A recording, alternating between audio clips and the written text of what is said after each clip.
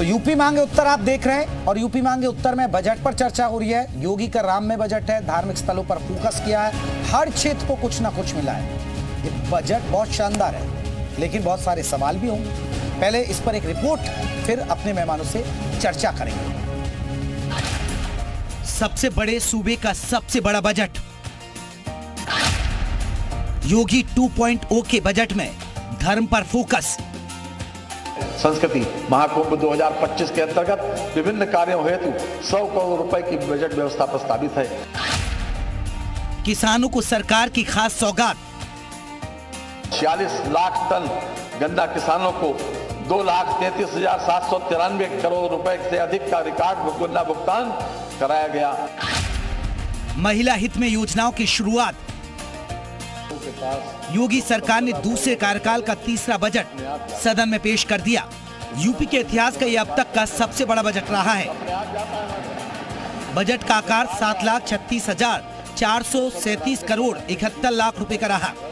Budget में 24,863 करोड़ 57 लाख की नई योजनाएं शामिल की गयी। योगी सरकार ने 8 बार वित्त मंत्री सुरेश खन्ना ने 5वां बजट पेश किया। वित्त मंत्री ने भगवान श्री राम के नाम से बजट की शुरुआत की। यदि कहा जाए कि आज हमारे प्रदेश का शासन कहीं न कहीं राम राज्य की अवधारणा से अनुप्रेरित है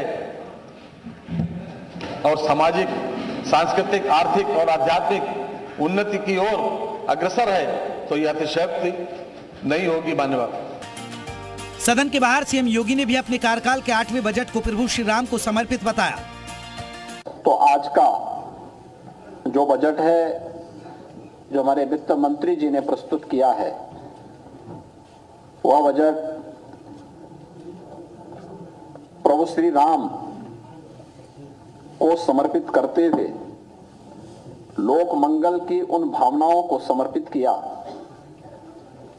कि यही मह आदि मध्य अवसाना प्रभु प्रतिपाद्य राम भगवाना।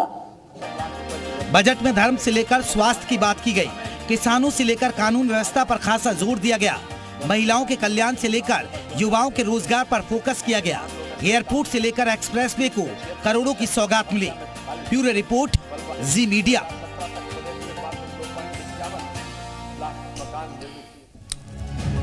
तो चलिए, आपने देखा कि बजट में क्या कुछ खास है, जल्दी जल्दी हमने बता दिया। बजट पर नेता प्रतिपक्ष अखिलेश यादव ने क्या कहा है वो सुन लीजिए। उन्होंने क्या कहा, उन्हें बजट कैसा लगा, ये भी जानना जरूरी है आपके लिए। फ्यूचर एनर्जी पता नहीं क्या है, कोई समझ पा रहा हो तो बता दे, प्रेस के साथ ही बता दें। बजट के दूसरे पन्ने की जो स्पीच में है, ये बात मैं नहीं कहूंगा कि वित्त मंत्री क्या पढ़ रहे थे। वित्त मंत्री जो पढ़ रहे थे वो बड़ा इधर उधर करके पढ़ रहे थे। जिनको माउस चलाना ना आता हो, उनसे क्या उम्मीद करोगे कि बजट कैसा देंगे। पहले ही पन्ने पर सरकार अपना रटा रटाया और भारतीय जनता पार्टी का नारा सबका साथ, सबका विकास। जब तक गैर बराबरी नहीं खत्म होगी तो सबका साथ कैसे होगा संभव। ये केवल बजट 10% संपन्न लोगों के लिए बना रहे हैं। 90% बजट 90% लोगों के लिए बजट नहीं है। ये 90% बजट का पैसा 10% लोगों पर और बजट का 10% 90% लोगों के लिए। तो चलिए, हमारे आज के महत्वपूर्ण सवाल इस बजट पर आपको बता दें, जो हम सवाल उठा रहे हैं, यूपी के बजट से विकास को लगेंगे पंख। ये हम सत्ता पक्ष से पूछेंगे कि वाकई में पंख लग जाएंगे, और विपक्ष से भी कि ये बजट पंख लगाएगा। सबसे बड़ा बजट, ये यूपी का सबसे बड़ा बजट है अब तक का, सोचिए 7 लाख करोड़ से भी ज्यादा। सबसे बड़ा बजट, बेचैन क्यों विपक्ष? बुलडोजर बजट से मिलेंगे वोट। अब ये क्योंकि चुनावी माहौल आ गया है, 2024 लोकसभा चुनाव है नजदीक, तो इससे क्या बीजेपी को फायदा होगा? वोट बैंक में बढ़ावा मिलेगा जो भारी भरकम आप बजट लेकर आए हैं। तो इन्हीं तमाम बिंदु पर हम चर्चा करेंगे। हमारे साथ आपको बता दें बहुत सारे खास मेहमान हैं। अपने मेहमानों को मैं जल्दी से परिचय करा दूं। हमारे साथ आलोक अवस्थी रहेंगे बीजेपी की तरफ से। आलोक जी बहुत बहुत स्वागत है। हमारे साथ मेजर आशीष चतुर्वेदी जी रहेंगे समाजवादी पार्टी की तरफ से। मेजर साहब बहुत बहुत स्वागत है। चंद्र प्रकाश जी रहेंगे हमारे साथ, बजट एक्सपर्ट्स हैं हमारे साथ, अतुल सेठ रहेंगे, एमएसएमई एक्सपर्ट है। आप सभी मेहमानों का बहुत बहुत स्वागत है। चर्चा की शुरुआत सब आलोक जी मैं आपसे करना चाहूंगा। आलोक जी, आपने पीछे भी लिखा हुआ है योगी का राम में बजट, बहुत शानदार बजट, मैं खुद कह रहा हूं सर, हर वर्ग को छुआ आपने, हर वर्ग को आपने कुछ ना कुछ दिया है, धार्मिक स्थलों पर फोकस है, तारीफ कर रहा हूं सर। थोड़ा मुस्कुराइएगा आलोक जी। आलोक जी मुस्कुरा रहे हैं ना आप? शर्मा जी जी जी हाँ, मैं तारीफ कर रहा हूं। लेकिन सर मेरे मन की पीड़ा, और मैं जो यूपी के लोगों को जितना समझा, जितना घूमा, जितना जानता हूं सर, मैं इस बजट में सिर्फ एक चीज पर चर्चा करूंगा पहले शुरुआत में। बहुत शानदार बजट, मैंने तारीफ कर भी दी सर। जो बेसहारा पशु हैं, आवारा पशु हैं, और जो छुट्टा जानवर जिन्हें हम कहते हैं सर, वहां कुछ मैंने देखा, भाग नंबर 22 और भाग नंबर 29 पर दर्शाया गया आंकड़े, लेकिन एक ठोस योजना नहीं है सर। किसान परेशान है उनसे, आवारा पशु लोगों को मार रहे हैं, विपक्ष आपको घेरता है सर इन मुद्दे पर, यहां कोई ताकत नहीं दिखी। एक छोटा सा इशू होगा आपकी नजर में, लेकिन मुझे बहुत बड़ा इशू लगा, तो मैंने चर्चा की शुरुआत पहले इसी से की। आलोक जी।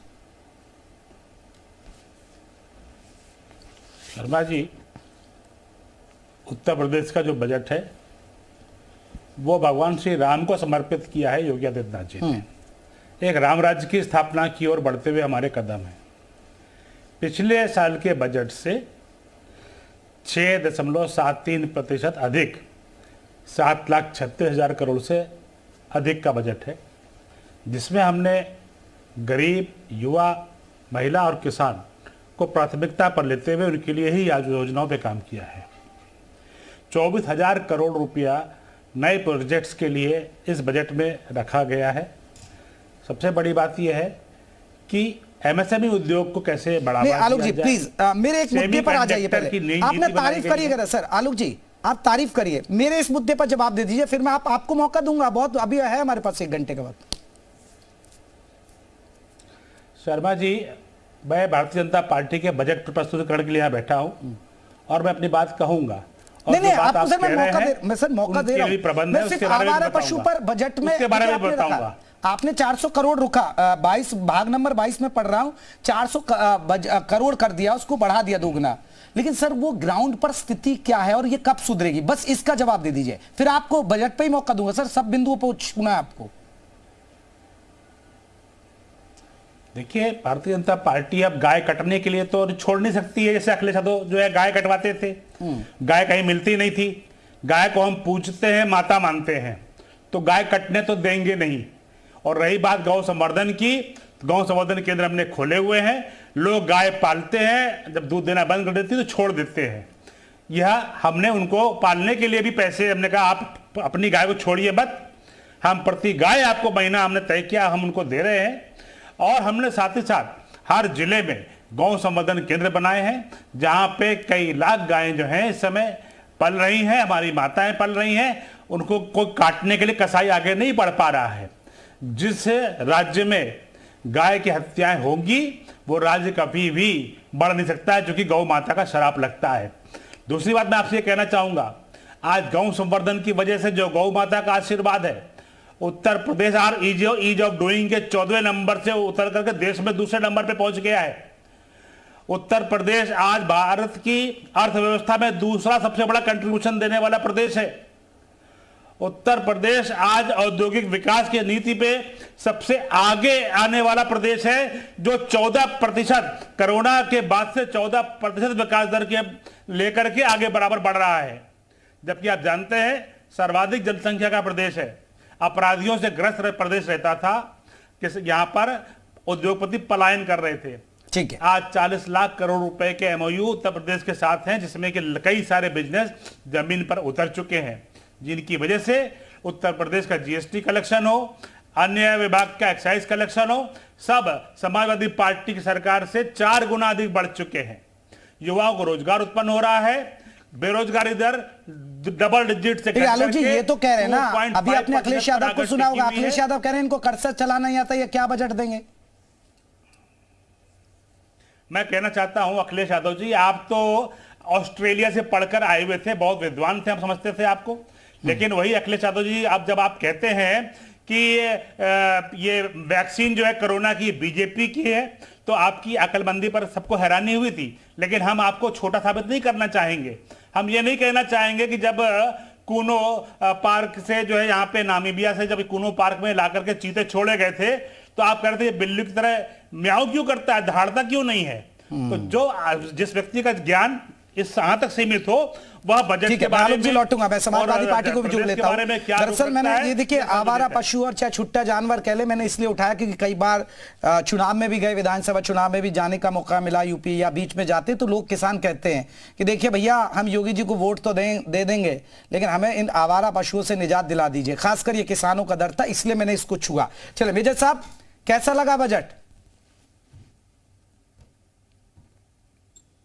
समझने वाली बात यह है कि जो आंकड़ा बताया जा रहा है ये कि इतना बड़ा हो गया, तो एक आम आदमी को इससे फर्क नहीं पड़ता है कि आंकड़ा क्या कितना बड़ा हो गया। आप 60 कह रहे हैं, वो 70 हो जाए। जब आदमी कुछ मिलेगा तो वो समझेगा कि हाँ ये वाकई में कारगर है। जो पिछली बार का बजट था उसमें करीब 1 लाख कुछ है हजार करोड़, वो पिछली बार जो बजट एलोकेशन हुआ था उसमें वो खर्च ही नहीं हुआ, वो वापस गया है पैसा। तो आप ये देखिए कि जब आपने पिछली बार जो बजट था उसका पूरा पैसा ही आपने इस जनता के कल्याणकारी योजनाओं में नहीं लगाया। 1 लाख करोड़ आपने जो है वो रोक दिया। अब आप क्यों रोक गए? आपके पास 5 साल थे, आप निर्धारित कर सकते थे आप किन योजनाओं में उनको जो है जो प्रदेश की जनता है उसको फायदा पहुंचा सकते थे, लेकिन आपने 1 लाख करोड़ तो वहां रोक लिया। तो अब तो बजट आपने और बढ़ा लिया है। तो इस बार पहली चीज एक सवाल ये भी है कि आप कैसे उस चीज को पूरी तरीके से टाइम बाउंड तरीके उसके अंदर जो है स्पेंड करेंगे, पहला सवाल यहाँ सीधे आती है। दूसरा यह है कि जो अभी आवारा पशुओं की बात हो रही है इससे बहुत लोग प्रभावित हैं। ये जो भी खेती कर रहा है कहीं ना कहीं वो प्रभावित है उससे, उसके लिए कोई सुनियोजित तरीका अभी भी नहीं निकाला गया है। हाँ, कागजों में इस तरह से लिख देना कि इतना एलोकेट कर दिया इतना, वो तो एक आप चर्चा का विषय बना रहे हैं, लेकिन धरातल पे वो जानवर जो है आज भी किसानों को परेशान कर रहे हैं और आए दिन हम सब देखते रहते हैं। और कोई भी व्यक्ति जाए गांव में पता कर सकता है इस बारे में। जहां तक कानून व्यवस्था की बात आती है तो मुझे कानून व्यवस्था का नाम याद आते ही अभी जो ये बनारस में एक बहुत ही गलत घटना घटी थी, जहां 3 भारतीय जनता पार्टी के नेताओं ने मिलकर बंदूक के नोक पे एक लड़की के साथ बलात्कार किया। और वो प्रधानमंत्री की कॉन्स्टिट्यूएंसी के अंदर अगर पुलिस को 1 महीने से ज्यादा लग जाता है केवल FIR रजिस्टर करने में, तो कानून व्यवस्था को वो भी दर्शाता है कि कौन से राम राज्य की जो है कानून व्यवस्था है जहां प्रधानमंत्री की कॉन्स्टिट्यूएंसी के अंदर 1 महीना पुलिस को लग रहा है और फिर भी उसके बाद उनके ऊपर कोई खास कार्रवाई नहीं होती। क्यों? क्योंकि वो भारतीय जनता पार्टी। तो अगर BHU में ऐसी घटना घट रही है तो कानून व्यवस्था को वो भी दर्शा रही है। तो आप देखिए कि कानून व्यवस्था है कहाँ। अभी हमने देखा कि भारतीय जनता पार्टी के एक विधायक ने थाने के अंदर गोली चला दी दूसरों पे। तो ये ऐसी घटनाएं हो रही हैं तो आप इसको रामराज से बेजर साहब